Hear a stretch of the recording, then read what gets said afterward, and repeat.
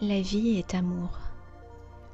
L'état d'être éternel dans lequel vous avez été créé et que vous retrouvez à l'instant où vous quittez votre corps dans le repos, en le remerciant pour son bon service qui n'est qu'une transition ramenant votre conscience dans l'état de perception de la réalité où vous avez votre existence éternelle. Être incarné sous la forme humaine est une expérience de durée extrêmement courte, une expérience que vous avez choisi de traverser pour être à même d'assister efficacement le réveil de l'humanité. Comme vous le savez, dans l'histoire de votre monde, l'humanité sur Terre est un événement très récent comparé à l'âge de votre planète ou l'âge de l'univers. Lors de leur arrivée sous forme humaine sur Terre, les âmes se sont senties perdues et abandonnées à cause de leur complète amnésie. Et elles n'avaient donc aucune mémoire de la réalité ni conscience de Dieu, votre parent, l'être divin qui se soucie de vous à chaque instant. Et en raison de la peur et la crainte suscitées par cet état, les hommes ont ressenti un besoin impérieux d'avoir leur propre Dieu personnel. En raison des limitations qu'imposait sur eux l'état d'être dans une enveloppe humaine, ils pouvaient seulement envisager et concevoir une figure autoritaire, plutôt le genre d'un père qui exigerait leur obéissance servile, mais en beaucoup plus impressionnant que n'importe quelle figure masculine ou leader tribal dont ils pouvaient faire l'expérience dans leur propre vie. À travers les âges, diverses tribus et cultures ont établi leur propre divinité et ont inventé leur ensemble de règles dogmatiques que leur Dieu exigeait qu'ils honorent sous peine de mort ou autre. Votre choix collectif de vous réveiller est le résultat de votre prise de conscience grandissante du pouvoir de l'amour et de votre réalisation grandissante que seul l'amour est réel et véritable. Et cette vérité, c'est Dieu. Et avec cette prise de conscience, vous avez également réalisé que l'amour est absolu dans son acceptation. Il est, par essence, totalement dépourvu de jugement.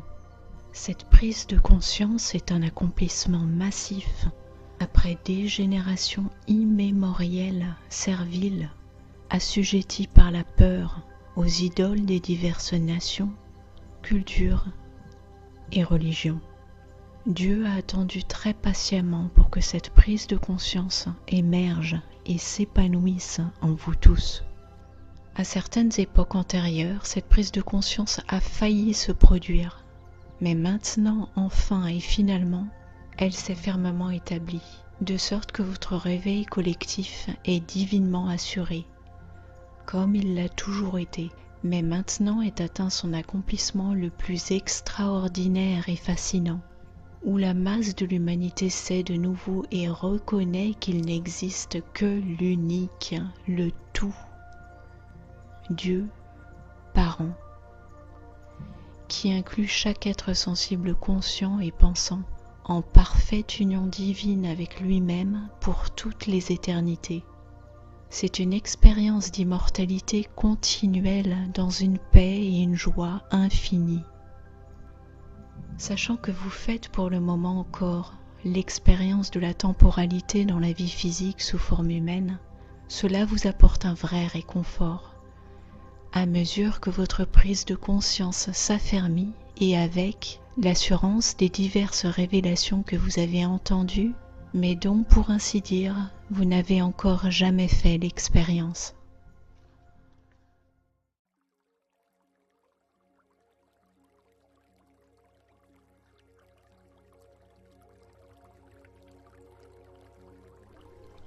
Préalablement à son incarnation, chacun de nous s'est concerté avec ses guides supérieurs. Nous avons étudié nos vies précédentes et la maîtrise acquise par nos âmes au travers des leçons passées. Nous avions encore le désir de maîtriser certaines choses dans cette nouvelle existence. Mais depuis 1994, cela ne s'applique plus à toutes les âmes, car de nouvelles âmes ont commencé à s'incarner en masse. Et depuis 2012, Seules les nouvelles âmes et les schémas négatifs que nous avons créés avec les autres âmes qu'il est nécessaire de détruire afin que nous soyons enfin libres, tous libérés. Cependant, depuis 1950 en particulier, les premières âmes volontaires sont arrivées.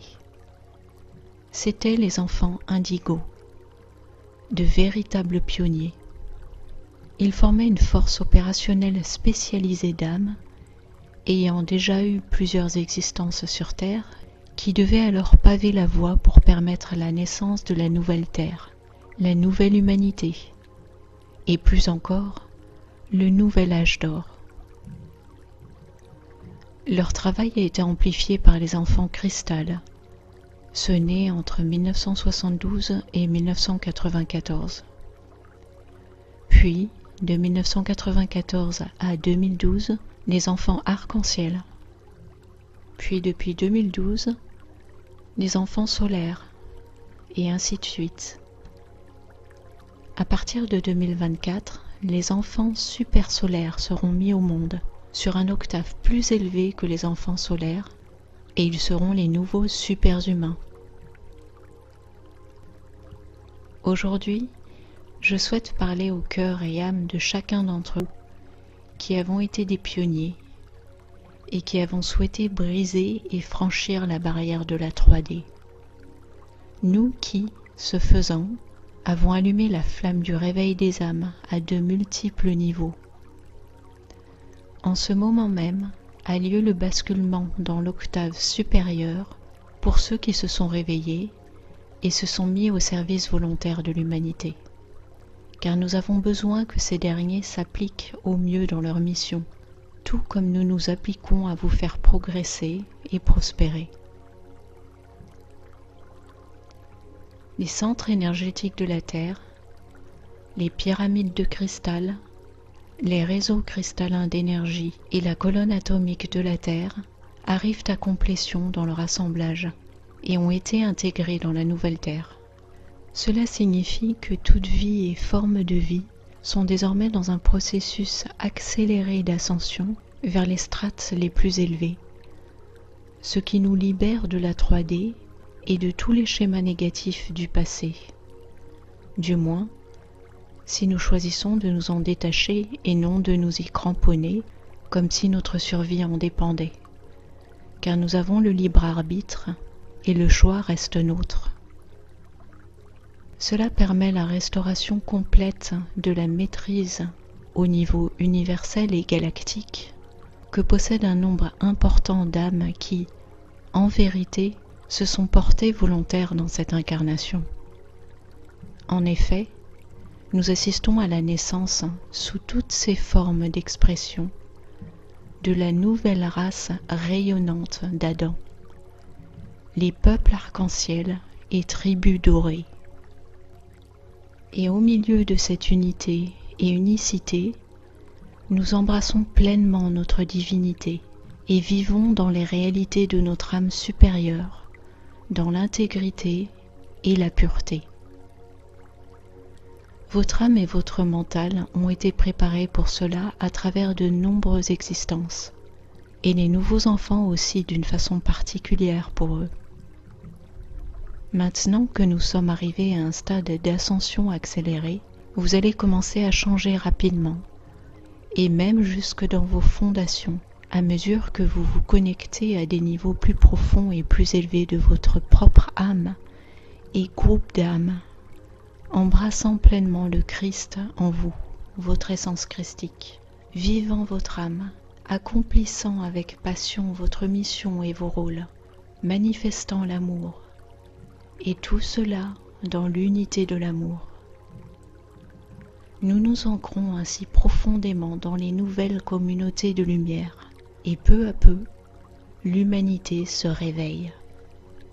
Votre réveil est inévitable. Ceux d'entre vous qui sont au stade initial, ceux qui commencent à réaliser à quel point il est crucial de se réveiller pleinement, se sont puissamment mobilisés pour embrasser la marche de l'événement grandiose attendu. parce que vous avez été témoin de l'escalade de la douleur et la souffrance subie par tant, à cause des divers conflits qui frappent actuellement un grand nombre à travers votre monde. Le temps de la guerre et la violence est dépassé, et seul l'amour y mettra un terme. L'amour inonde actuellement votre planète Terre comme jamais auparavant, et affecte tout un chacun, même ceux qui ont choisi et continuent de choisir, de juger, condamner et punir ceux avec qui ils sont en désaccord.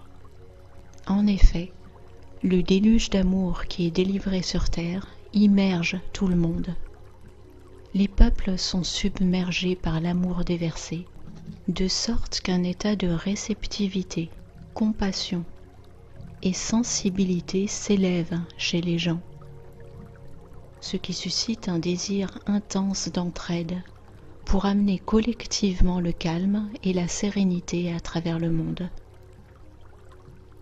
Cela va offrir résidence à l'harmonie et un désir d'admettre le besoin primordial de faire émerger, authentifier et honorer une parenté liant toute l'humanité, sans exclusion ni exception d'aucune sorte.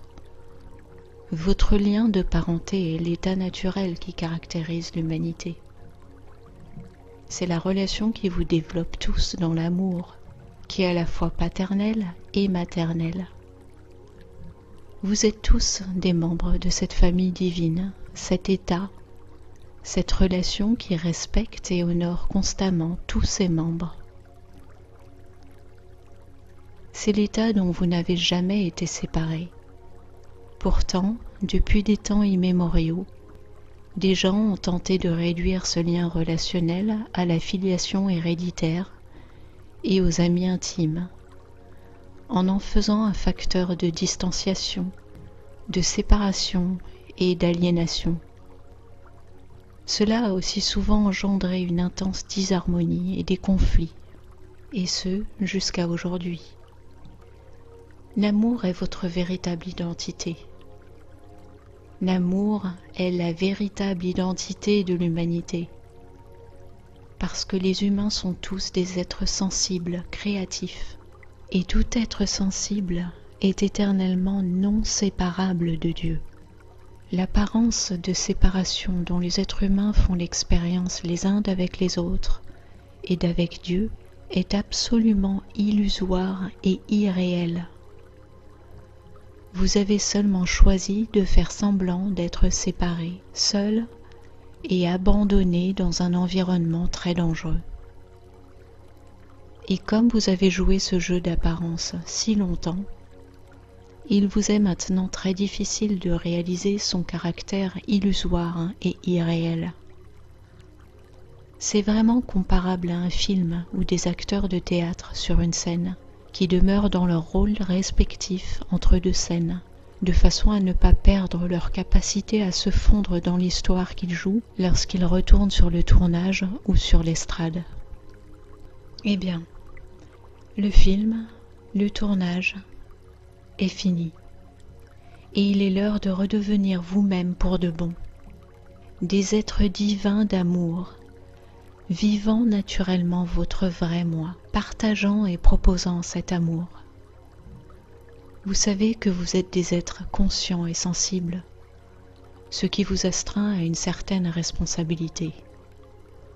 Cette responsabilité consiste à reconnaître que votre nature est l'amour, et de vivre en manifestant l'amour à chaque instant. Cependant, votre ego est très doué pour vous convaincre que, en tant qu'être séparé, isolé de Dieu, vous devez prendre soin de vous-même parce que personne ne le fera à votre place. Cela n'est pas le cas, dès lors que vous faites le choix de vivre en manifestant l'amour. Vous avez le libre arbitre, et pouvez donc choisir de faire ce choix, de vivre en aimant ou de ne pas le faire, et d'en faire votre habitude quotidienne. Vous observerez que les autres, bien souvent, se comporteront avec vous selon le même mode. Ce n'est pas bon et il n'est absolument pas envisageable d'attendre que les autres fassent bien les choses en premier pour s'y mettre. Donc, étant conscient d'être des enfants de Dieu, bien-aimés et divins, c'est vous qui devez montrer le bon exemple, celui d'être l'amour en action. C'est la raison même pour laquelle vous avez choisi d'exister sous forme humaine en cette époque. Vous saviez avant votre incarnation que vous alliez vous incarner dans l'âge terrestre où le tsunami de l'amour allait immerger la totalité de la planète Terre. Et vous vouliez être présent pour assister puissamment dans le processus de réveil subséquent. Vous désiriez vivre l'extase de l'expérience humaine, de vous retrouver complètement immergé dans l'amour. Oui, vous, tout comme tous les êtres manifestés sous la forme physique, avez été privés de vos capacités en raison de l'amnésie qui vous a saisi et enveloppé dès votre arrivée sur Terre. Mais vous savez désormais que vous avez en ce moment une mission divine sur Terre. Car dès les premiers instants où votre intellect humain a commencé à se manifester à vous, vous avez commencé à vous poser la question de pourquoi vous étiez là sur Terre, sous cette forme physique. Depuis, vous avez passé beaucoup de temps à tenter de résoudre cette énigme. Même si la culture, la race, l'ethnicité ou la nation dans laquelle vous êtes né tentaient sans cesse de vous convaincre que le monde matériel était la seule et unique réalité, vous ne l'avez pas cru.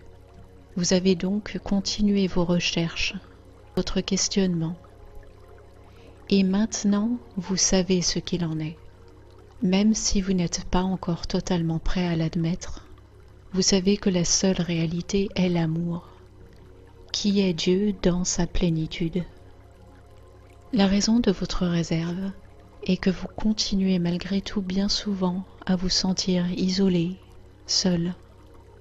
Et votre ego tente souvent de vous convaincre que c'est le cas et que vous devez donc être prudent à ne pas parler de cette vérité. Pourtant, vous savez pertinemment que Dieu est la seule et unique réalité et que vous êtes éternellement un avec lui de manière inséparable. Maintenant, c'est le moment d'admettre cela pleinement en vous-même et de le partager aux autres, mais non pas sous la forme d'un prosélytisme. Alors vous constaterez avec joie qu'eux aussi s'autorisent à reconnaître et partager cette vérité divine avec d'autres. Oui, l'amour est ce que vous, et tout être sensible, sans exception aucune, êtes. Et vous tous êtes en train d'en prendre joyeusement conscience, et qu'il n'y a rien à craindre, car l'amour est tout. Il n'y a rien en dehors ou au-delà de l'amour, car il embrasse et enveloppe tout ce qui existe. La peur provient de l'ego. La peur provient de votre environnement irréel, mais très réel matériellement, dans lequel vous vous êtes retrouvé après avoir fait le choix de goûter à l'expérience de ce qui est et restera toujours totalement impossible. La séparation d'avec votre source d'amour infini. Vous avez réussi à en construire l'illusion parce que Dieu vous a créé et en vous est inclus son pouvoir créateur, avec le libre arbitre et une imagination qui n'est pas réelle, mais un état d'illusion dans lequel vous pouviez entrer et êtes entré. Et en raison de vos capacités créatives et créatrices, une fois entré dedans, mais vous pouvez en sortir et vous trouverez comment en sortir. Cela vous a immédiatement paru très réel, et le choc fut immense. Mais enfin maintenant, finalement, vous découvrez l'irréalité de tout cela, et vous vous faites un devoir de le partager. Alors, en vous rendant chaque jour dans votre saint sanctuaire intérieur, réaffirmez votre intention d'être aimant en tout, quoi qu'il arrive dans votre vie quotidienne. Et préparez-vous également pour les réjouissances qui vont se dérouler dans une joie immense à mesure que les uns après les autres vous vous réveillez tous à la vraie réalité, la vérité dont vous n'avez jamais été, pas même une seconde, séparés. Votre frère qui vous aime, Jésus.